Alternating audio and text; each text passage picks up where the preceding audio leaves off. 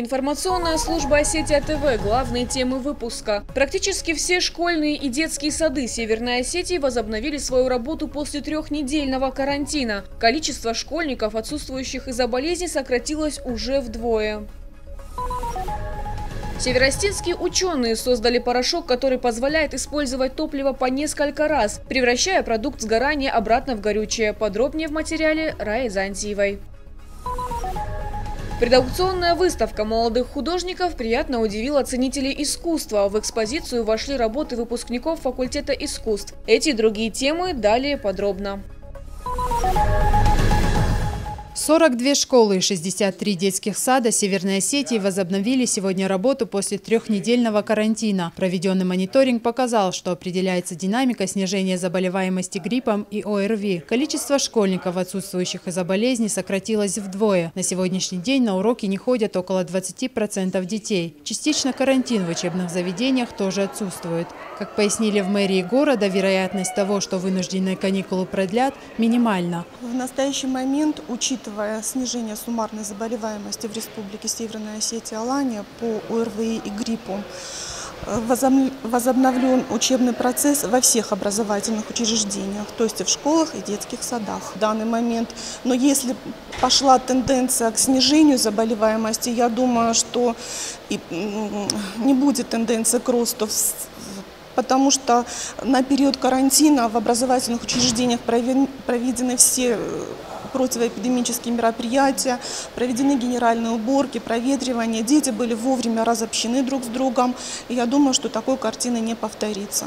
Сейчас уроки в школах идут по обычному графику – 40 минут. Каждый день здесь будет проходить так называемый жесткий фильтр детей. Перед началом занятий в обязательном порядке все проходят медосмотр. Ребят с признаками простуды к учебе не допускают. Культурно-массовые, спортивные и развлекательные мероприятия в республике по-прежнему отменены. В 38-й Владикавказской школе обучается почти 2000 учеников. Из них по болезни отсутствует 470. А многие родители из-за всплеска эпидемии или повторного заболевания предпочитают пока не отправлять детей в школы. Мы ведем мониторинг посещаемости, заболеваемости. Следят за этим как наши медработники, так наша вся администрация, все учителя, классные руководители, естественно, заинтересованы в этом.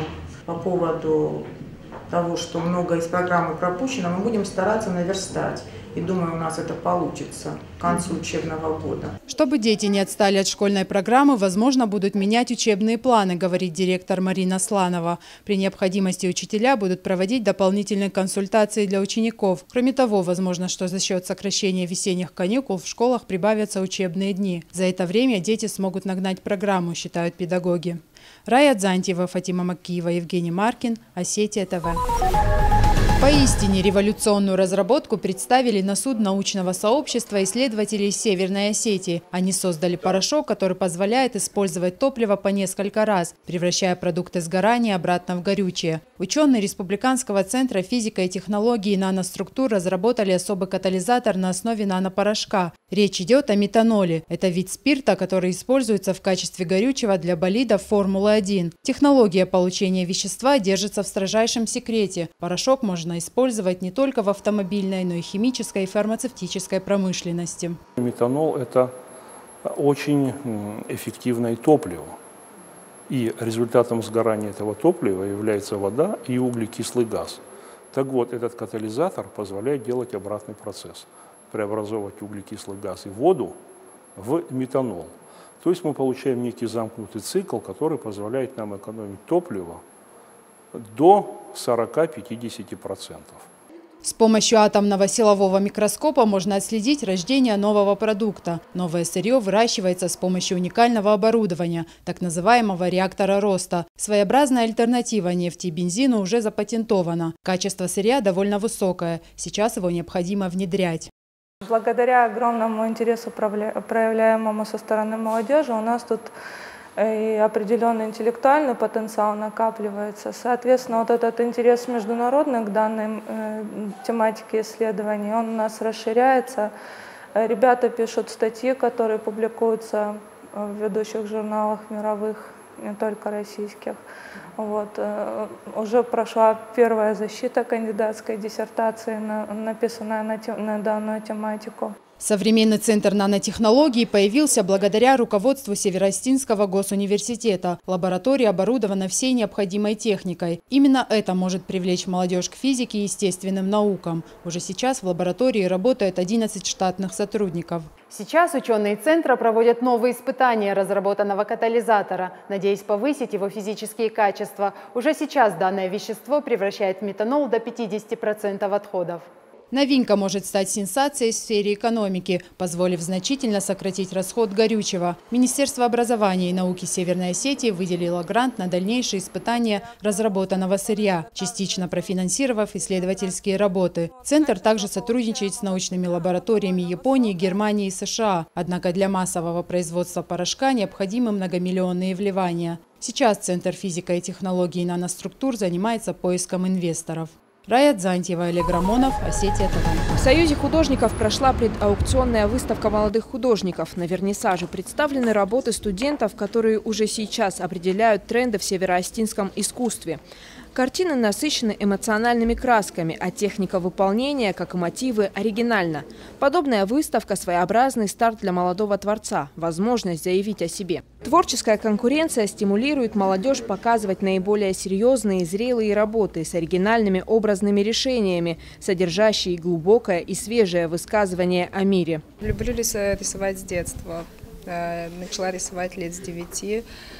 Люблю искать что-то новое, что-то интересное. Смотрю разных художников, но все-таки люблю работать в своем стиле. У людей разные эмоции по поводу моих работ, по поводу моих картин. Люди ищут что-то свое.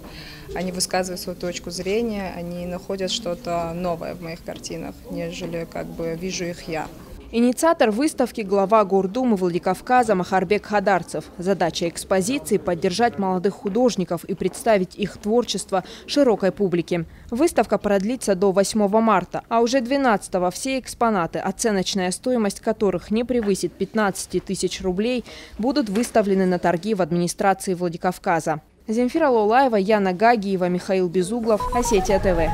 В нотно-музыкальной библиотеке приятная живая музыка, зал полон гостей. Здесь открылась выставка именитой художницы Азы Габуевой. Картины и гобелены поражают яркостью и чистотой, они словно излучают свет. Все работы Азы Габуевой создают ощущение радости и праздника. В основном это пейзажи, выполненные в технике станковой живописи. Есть здесь и картины маслом, сочные и радужные. Аза Габуева много путешествовала, жила в Одессе, Свердловске, Монголии и Сибири. Все свои наблюдения и впечатления она перенесла на холст. Иногда вдохновение посещает и во сне. Есть у Азы Габуевой картина, которая ей особенно дорога. Мне приснился во сне сон, и какая-то рука, вот она вела, так она от нее свет какой-то шел, вот как бывает, как люминесцентный, вот так вот светилась рука, и она проводила, и говорил человек, я не знаю, человек, не человек, но голос. Вот здесь холмы, здесь, значит, маки, здесь вот будет вода, водная гладь, он сказал. Здесь будут горы лесистые, потом дальше вот белоснежные, а потом он сказал, здесь будет лазурь небесная. Каждый, кто посетил экспозицию, зарядился положительной энергией. На острове Спинолонга, Монголия, закат, прадед рода Габуевых – все картины по-своему интересны. Выставка Азы Габуевой продлится до конца марта. Любой желающий сможет окунуться в прекрасный, яркий мир чувств и ощущений. Залина Губурова, Дзираса Багаева, Заур Цеов, Осетия ТВ. Такому азарту и накалу борьбы позавидовали бы олимпийские чемпионы. В спортивно-оздоровительном комплексе имени Елкана Тидеева завершилось первенство республики по вольной борьбе среди юношей. Ставки на этом турнире высоки. В течение 2 дней сильнейшие атлеты сражались за путевку на первенство СКФО, чтобы уже там доказать свои силы и возможности среди лучших вольников Северного Кавказа. Ведь по итогам будет сформирована сборная для участия во всероссийских соревнованиях. Ребята, в отличие от взрослых, показывали борьбу техничную и результативную, радуя наставников и создавая проблемы судейской коллегии. По словам специалистов, все это стало возможным благодаря новым правилам. Впрочем, в борьбе правила могут меняться, но никогда не изменится ее главный принцип – биться до конца. На сегодняшний день те правила, которые существуют вот сейчас, мы же сами видим, насколько зрелищные схватки сейчас. Счет на табло, насколько он, да, вот, отражается. И я думаю, динамика схватки, да, схваток, она повысилась намного. Ну и видно, даже видно по реакции зрителей, что схватки идут намного динамичнее и интереснее. По результатам спортивных баталий выявлены сильнейшие в 11 весовых категориях. 3 медали высшего достоинства завоевали спортсмены из Алагирского района. По 2 золотые медали в копилке детско-юношеской спортивной школы, школы Андиева и Ордона. Также обладателями путевок на первенство СКФО стали воспитанники пригородного района и школы имени Юрия Гусова. Земфира Лолаева, Артем Балатаев, Олег Рамонов, Осетия ТВ.